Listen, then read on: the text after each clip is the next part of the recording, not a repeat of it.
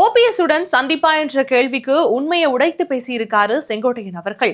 அதிமுகவில் அண்மை காலமாகவே பல சலசலப்புகள் ஏற்பட்டு வரும் நிலையில அதிமுகவிலிருந்து யார் யாரெல்லாம் வெளியேறினார்களோ அவர்களை உடனடியாக கட்சிக்குள்ள இணைக்க வேண்டும்னு அதிமுகவினுடைய பொதுச் செயலாளரான எடப்பாடி பழனிசாமி அவர்களுக்கு செங்கோட்டையன் கிட்டத்தட்ட 10 நாட்கள் கால அவகாசமா கொடுத்திருந்தாரு. அது மட்டும் இல்லாம செங்கோட்டையன் அவர்களுக்கு தொடர்ந்து பலத்த ஆதரவானது கிடைத்தது.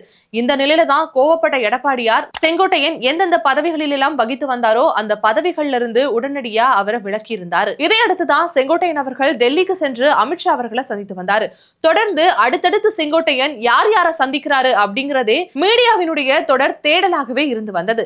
இந்த நிலையில தான் செங்கோட்டையன் அவர்கள் தினகரனை சந்திச்சாரு அப்படிங்கிற ஒரு விமர்சனம் எழவே நான் யாரையும் அரசியல் ரீதியாக சந்திக்கல அப்படிங்கிற ஒரு முற்றுப்புள்ளியை வைத்தாரு.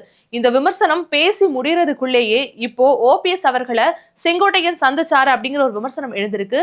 இதற்கு தான் செங்கோட்டையன் அவர்கள் செய்தியாளர்கள் சந்திப்புல பதில் கொடுத்திருக்காரு. தான் பல்வேறு விளக்கங்களை கொடுத்த பிறகுமே தன் மேல பலவிதமான வதந்திகள் பரப்பப்படுவதாகவும் இது எதுவுமே உண்மை கிடையாது, நான் அரசியல் ரீதியாக இப்பொழுது யாரையுமே சந்திக்கல, நான் ஒரு சிலரை சந்திச்சிருக்கேன், அவரிடம் பேசிய வார்த்தைகள் எல்லாம் இப்போதைக்கு பொதுவெளியில சொல்ல முடியாது, பேசிய வார்த்தைகள் அனைத்துமே சஸ்பென்ஸாக இருக்கப்படும், விரைவிலேயே உண்மைகள் உடைக்கப்படும் பேசியிருக்காரு.